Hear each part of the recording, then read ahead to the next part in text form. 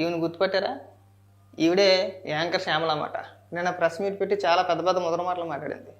చంద్రబాబు నాయుడు గారికి క్షమాపణ చెప్పాలి, లోకేష్ గారికి క్షమాపణ చెప్పాలి, మహిళలను మోసం చేస్తారా, ఇస్తానన్న హామీలు ఏవైనాయి, ఎందుకు అమలు చేయట్లేదని చెప్పేసి అని చాలా సీరియస్గా ముఖం పెట్టేసి ప్రజల పట్ల విపరీతమైన ప్రేమ ఉన్నట్టు చాలా పెద్ద యాక్టింగ్ చేసేసిందని వచ్చేసి. అయితే ఈవిడి గారి భాగవతం ఇదిగో. ఈ వీడియోలు ఎక్కడ దొరకలేను, ఎందుకంటే ఈవిడ స్టార్టింగ్లో మాట్లాడింది కదా పాలిటిక్స్ గురించి, చంద్రబాబు నాయుడు గారిని ఉద్దేశించి, పవన్ కళ్యాణ్ గారిని ఉద్దేశించి ఒక కథ చెప్పుకొచ్చింది, గుంట నక్క అని చెప్పేసి అదేదో చెప్పుకొచ్చింది. అప్పుడు ఈ వీడియోలు మనం ట్రోల్ చేసామని చెప్పేసి అని వెబ్సైట్లోంచి, ఈ ఆంధ్ర 365 ఏదైతే వెబ్సైట్ ఉందో ఆ వెబ్సైట్లోంచి, ట్విట్టర్లోంచి, అన్ని వెబ్సైట్లోంచి కూడా ఈ వీడియోని తొలగించేసుకుంది. ఏదో రకంగా బతిమాలకుందో బామాలకుందో తెలియదు, కానీ మొత్తానికి లేకుండా అయితే చేసింది. కానీ మనం ఊరుకుంటాం కాబట్టి మనం ఇలాంటి వీడియోలన్నీ దాచిపెడతాం కదా. ఒకసారి వినిపించిన తర్వాత ప్రజలకి చంద్రబాబు నాయుడు గారు, లోకేష్ గారు, పవన్ కళ్యాణ్ గారు క్షమాపణ చెప్పాలో, లేదంటే ఈ బెట్టింగ్ రానికి క్షమాపణ చెప్పాలో మీరే తెలుస్తారు కదా. మేము ఎప్పుడు బెట్టింగ్లు ఆడాలా మనం మళ్ళీ ఆ దరిద్రాన్ని మళ్ళీ నీతో పాటు మమ్మల్ని కూడా కలిపించేయి. ఆన్లైన్లో బెట్టింగ్లు ఆడుతున్నాము, మన హిందీ వెబ్సైట్లో చూస్తున్నాము, ఇప్పుడు అచ్చ తెలుగు వెబ్సైట్ మేము తీసుకొచ్చేసాము, ఇందులో ఆడేసుకోవచ్చు, మీరు ఇందులో డబ్బులు పోగొట్టేసుకోవచ్చు, అవసరం అయితే ఆ పులిపాలు అయిపోయిన తర్వాత కుటుంబం మొత్తం కలిసి ఆత్మహత్య చేసుకోండి, నాకు వాళ్ళు 10వ 20వ ముష్టి ఆడేస్తారు, నా బొతికి అది సరిపోద్ది. అంతేనా నువ్వు ప్రమోట్ చేసింది అక్కడ? నీ బొతికి నువ్వు రాజకీయాల గురించి మాట్లాడతావా? ఇప్పుడు రాజకీయాల గురించి మాట్లాడాలంటే ఖచ్చితంగా ముందు మనకు విలువ ఉండాలి కదా. అందరూ మాట్లాడచ్చు, ప్రభుత్వాన్ని అందరూ ప్రశ్నించవచ్చు, సామాన్యులు అందరూ మాట్లాడచ్చు, ప్రశ్నించవచ్చు, కాదని అట్లా. కానీ నువ్వు మాట్లాడకూడదు, నీకు మాట్లాడే రైట్స్ లేవు.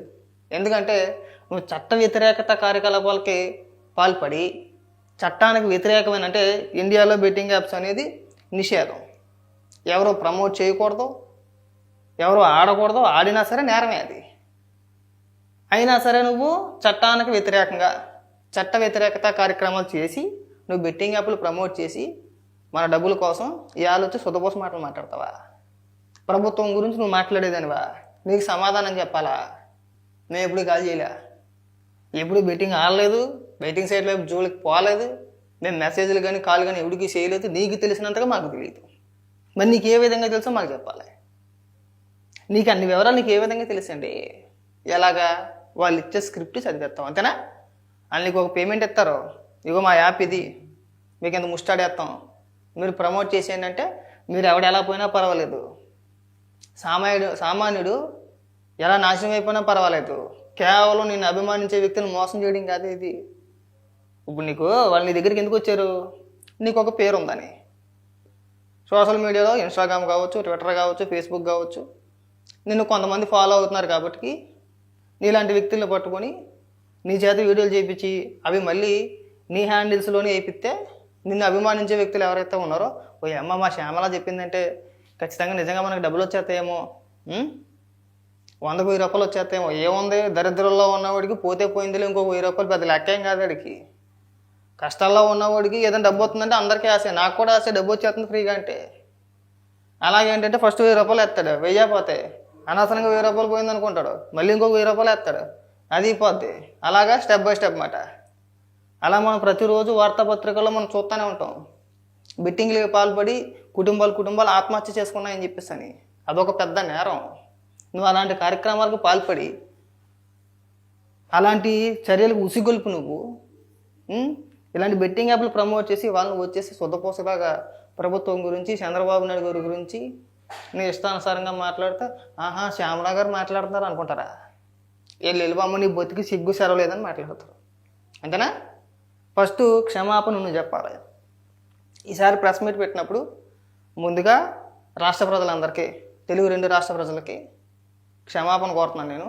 ఎందుకంటే గతంలో నా బతుకు తెరువు కోసం తెలుసో తెలియకో నేను బ్రతకాల కాబట్టి కక్కుర్తుపడి, డబ్బుకు కక్కుర్తుపడి మీ జీవితాలు ఎలా పోయినా పర్వాలేదు, నన్ను అభిమానించే వ్యక్తుల జీవితాలు నాశనం అయిపోయినా పర్వాలేదనే ఉద్దేశంతో నేను బెట్టింగ్ సైట్స్ నుంచి వాళ్ళ దగ్గర నుంచి డబ్బులు తీసుకొని కొన్ని బెట్టింగ్ యాప్స్, కొన్ని బెట్టింగ్ వెబ్సైట్లు ప్రమోట్ చేశాను.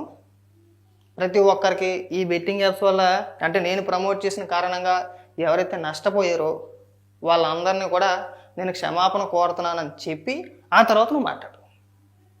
అప్పుడు దాకా నువ్వు మాట్లాడకూడదా? బాగా గుర్తుపెట్టుకో. ఆంధ్ర 365 ఆడే అంటే డబ్బులు పోగొట్టేసుకోండి, ఆత్మహత్యలు చేసేసుకోండి, మీరు ప్రాణాలు పోయినా పర్వాలేదు, నాకు మాత్రం మా డబ్బులే ముఖ్యం. నువ్వే కదా ఇది. ఎవడికి తెలియని భాగవతాలో మనం విమర్శించాలంటే ఖచ్చితంగా నేను ముందు నుంచి చెప్తానే ఉన్నా, సామాజిక బాధ్యత ఎంతో కొంత మనకు ఉండాలి, ఉంటేనే మనం మాట్లాడాలి. నీలాంటి వాళ్ళందరూ వచ్చేసి నువ్వు ఇంకా చాలామంది ఉన్నారు ఇలాగ దరిద్ర పుట్టేదోలో, మీరు అంతా వచ్చేసి రాజకీయాల గురించి మాట్లాడితే మాకు సిరాకేస్తుంది మీకు సమాధానం చెప్పాలంటే. మీరా రాజకీయాల గురించి మాట్లాడేది, మీరా రాష్ట్ర ప్రజల గురించి మాట్లాడేది, వాళ్ళ భవిష్యత్తు గురించి మీరు మాట్లాడుతున్నారా? ఇప్పుడు నువ్వు బెట్టింగ్ యాప్స్ ప్రమోట్ చేసావు, అందులో ఎవడో ఒకటి ఆడతాడు, డబ్బున్న ఆశ డబ్బు ఉంటే ఆస్తుంది, ప్రతి ఒక్కరికి ఆశే కదా. ఎవడో ఒక డబ్బులు పెట్టి ఆడతాడు, డబ్బులు పోతాయి. వాళ్ళ కుటుంబంలో మహిళలు ఉంటారా? వాళ్ళ కుటుంబ ఆర్థిక పరిస్థితి చిన్నవినం అయిపోయింది అనుకో, వాళ్ళ మహిళలు కదా, మరి వాళ్ళ రోడ్డుని పడిపోరా? ఆడు ఏదైనా ఆత్మహత్య చేసుకుని చచ్చిపోతే ఆడి కుటుంబం మొత్తం రోడ్డు మీద పడిపోదా? పడతా? మరి ఆ మాత్రం తెలివితేట నీకు లేవు ఆ రోజున? ఇవాళ వచ్చి ఉపన్యాసాలు చెప్తారు, మాకు నిధులు చెప్తారా? పైగా క్షమాపణ చెప్పాలా? చంద్రబాబు నాయుడు గారు నువ్వు చెప్పు, ఫస్ట్ రాష్ట్ర ప్రజలకు క్షమాపణ నువ్వు చెప్పు. ఎందుకు మాట్లాడరు మీరు? అన్నీ చేసేవన్నీ ఇలాంటి లంగా వ్యాపారాలను మనం ఇక్కడికి వచ్చేమో నీతి కొద్దులు చెప్తారా? పైగా ఏమన్నా మాట్లాడితే నేను చాలామంది మాట్లాడారు వైసీపీ కార్యకర్తలు అనుకుంటా కింద కామెంట్లో, నువ్వు చూసేవా బెట్టింగ్ యాప్ నమోదు చేయడం అంటే, ఇది కళ్ళు పెట్టుకుని చూడండి, ఇది శ్యామలా కాదంటారు. ఇది కాదని చెప్పమనండి, శ్యామలను ఒక ప్రెస్ మీట్ పెట్టి ఈ వీడియో నాది కాదు, నా పైన తప్పుడు ప్రచారం చేస్తున్నారని చెప్పేసి శ్యామలని చెప్పమనండి, చూద్దాం చెప్పుద్దేమో. ఇది ఒక్కటే కాదు, ఇంకా చాలా ఉన్నాయి. ఈ ఒక్క వీడియోని చెప్పేసి అనుకోమాకండి. ఇలాంటి betting apps, betting sites promote చేస్తూ యాంకర్ శ్యామల చాలా వాటిని ప్రమోట్ చేసింది, కేవలం డబ్బుల కోసం, తన బతకటానికి. అదేవిధంగా బతకడానికంటే అలా కాదు, మొదలు కూడా చాలా విధానాలు ఉన్నాయి. ఇలా కేవలం ప్రమోట్ చేస్తున్నారని చెప్పని అనుకుంటున్నారేమో మీరు. కాదు, కింద ఒక లింక్ ఇస్తారు, ఆ లింకు వీళ్ళ రెఫరెన్స్ కోడ్ అన్నమాట. ఆ లింక్ ద్వారాగా మనం లాగిన్ చేసుకున్నా, లేదంటే ఆ యాప్లో మనం ఇన్వెస్ట్మెంట్ చేసినా, మనకి ఎంత నష్టపోయినా మనకి ఎంత వచ్చినా, మన డబ్బులు డిపాజిట్ చేసేటప్పుడు అందులో కమిషన్ వెళ్తుంది వీళ్ళకి. మనకు డబ్బులు వచ్చినప్పుడు విత్డ్రా కొట్టినప్పుడు కమిషన్ వెళ్తుంది. మనం నష్టపోయామనుకో, మనం నష్టపోయిన డబ్బుల్లో కూడా వీళ్ళకి కమిషన్ వెళ్తుంది. అర్థమైందా? మనకు డబ్బులు వచ్చినా కమిషన్ వెళ్తుంది, మనం నష్టపోయినా కమిషన్ వెళ్తుంది, మనం డిపాజిట్ చేసినా సరే వీళ్ళకి కమిషన్ వెళ్తుంది. కేవలం వాళ్ళకి ఏదో డబ్బు ఇస్తారులే, ఆ తర్వాత వాళ్ళకి సంబంధం ఉండదులే అనుకోకూడదు. అన్నిటిలోనే సంబంధాలు ఉంటాయి వీళ్ళకి. ఒకసారి యాంకర్ శ్యామల బ్యాంక్ స్టేట్మెంట్ చూస్తే మనకి అర్థమైపోద్ది. రీసెంట్గానే చేసింది, ఏది కరెక్ట్గా ఇయర్ గుర్తులేదు కానీ పుష్ప 1 సినిమా రిలీజ్ తర్వాతనే అనుకుంటా, తర్వాతే చేసింది. ఈ వీడియోలోనే తగ్గేదిలే అని కూడా అంటది. మరి ఇలాంటి వ్యక్తులకి రాష్ట్ర ప్రభుత్వం సమాధానం చెప్పాలా? చంద్రబాబు నాయుడు గారు సమాధానం చెప్పాలా? లోకేష్ గారు సమాధానం చెప్తారా? ఏమో జగన్మోహన్ రెడ్డి నీకైనా సిగ్గు అనిపించట్లేదయ్యా? ఇలాంటి వ్యక్తులు తీసుకొచ్చి రాష్ట్ర రాజకీయాల గురించి మాట్లాడిపిస్తారు మీరు. మీకు వీళ్ళ తప్పితే ఇంకెవరు దొరకలేదా? ఆ గోరంట్ల మాధవ్, ఈవిడే, అనంతబాబు, అంబటి రాంబాబు, ఆ కొడాలని, ఆ రోజా, వీళ్ళ మీకు అధికార ప్రతినిధి? వీళ్ళ మీ పార్టీ ఒక దొంగ పార్టీ అంటే పార్టీలో ఉండే వాళ్ళందరికీ కూడా దొంగ బుద్ధులే ఉంటాయి. ఇలాంటి నీచ నికృష్టులు అన్నమాట వీళ్ళంతా కూడా. చెప్పుకోవడానికి మనకు సిగ్గేస్తూ ఉంటుంది. వీళ్ళకి ఏమాత్రం కొంచెంత కూడా సిగ్గు శరం అనేది లేదు అసలు. పైగా ఇక్కడికి వచ్చి ఏదో ఉపన్యాసాలు, ఏదో పాఠాలు, మేము నీతిమంతులు, ఆంధ్ర 365, ఆంధ్ర 365, ఆంధ్ర 365. ఇవ్వటి నేనేం చూపించట్లా, ఆవిడ చూపించిందే నేను చెప్తున్నాను నీకు ఇక్కడ. ఆంధ్ర బాగోదులే, అది చెప్పుకోవడానికి మన సిగ్గేస్తుంది అన్నమాట. వాళ్ళు టీషర్ట్ల మీద వేసేసుకొని ఇక్కడ ఆంధ్ర 365 చూడండి. బాగా కనబడాలి కదా, అట్రాక్టివ్గా కనబడాలి. కాబట్టి మళ్ళీ మాట్లాడితే వేరే విధంగా వెళ్ళొద్దేమో, తప్పుగా అనుకుంటారు మళ్ళీ. చూడండి, ఆ టీషర్ట్ మీద పేరు ఎక్కడ ఉంది, ఆవిడ ఎక్కడ చూపిస్తుంది, మరి ఏమనాలి? కాసులు ఇస్తే కాసులు కొమ్మరెత్తి ఎంత దరిద్రంగానే దిగజారిపోతాయి ఇవిడి.